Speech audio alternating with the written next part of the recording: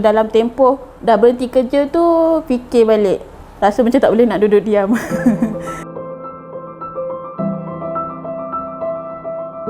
Nama saya Norwani Idayu binti Abdul Wahid.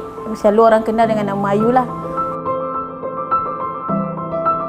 Kalau ikutkan pembelajaran, dah ada ijazah. Ijazah dalam kejuruteraan elektrik elektronik. Tapi rezeki untuk kerja dekat bahagian tu tak ada. So kita ambil inisiatif untuk buat perniagaan sendiri. Perniagaan lobster ni bermula tahun 2016. Masa tu Ayu waktu tu dah 3 tahun berkahwin dengan suami Ayu. Dan masa tu pun Ayu dah berhenti kerja. Tak tahu nak letak nama apa. Last fikir, tanya Bi, benda ni kita buat sama-sama kan? Ayu, sebab Ayu panggil Bi, so kita letaklah Ayu Bi.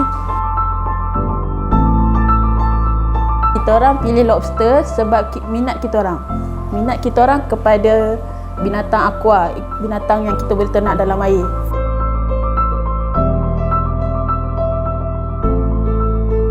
Cabaran dalam penternakan lobster ni first kali pasal ilmu lah. Kita orang first time bela memang tak ada ilmu langsung pasal ternakan lobster. Kita dah pergi kursus.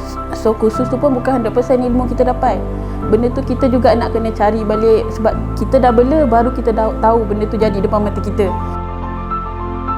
Belajar online pun ada, kita survey dekat YouTube. Lagi satu cabaran pasal modal. Modal kan masa tu memang limited.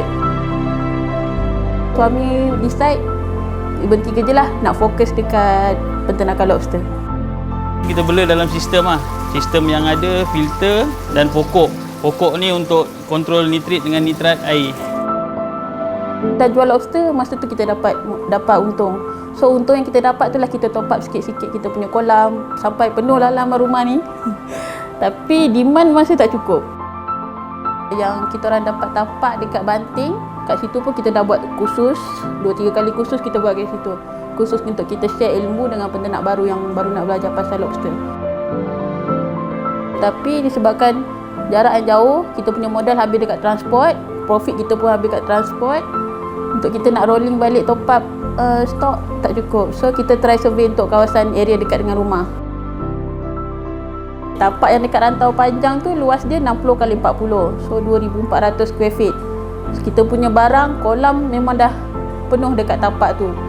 So bila kita dah kena keluar sebabkan tuan tanah nakkan tapak tu balik, kita punya barang-barang pun macam dah tak tahu nak letak kat mana. Rumah luang atau had. So, rumah pun dah ada farm. Sekarang ni tengah survey untuk kawasan dekat-dekat sini lah, mana yang ada tapak yang boleh disewa ke apa.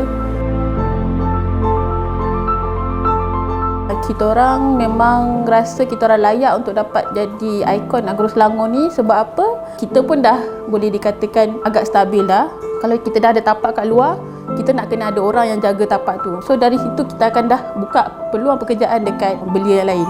Kita nak sharekan pasal ilmu penternakan ni dekat penternak yang baru. Kita orang yang memang betul-betul minat, betul-betul nak fokuskan, nak majukan lagi pasal penternakan udang kara. Sebab penternakan udang kara ni ada demand, bukan je dalam Malaysia tapi dekat seluruh dunia.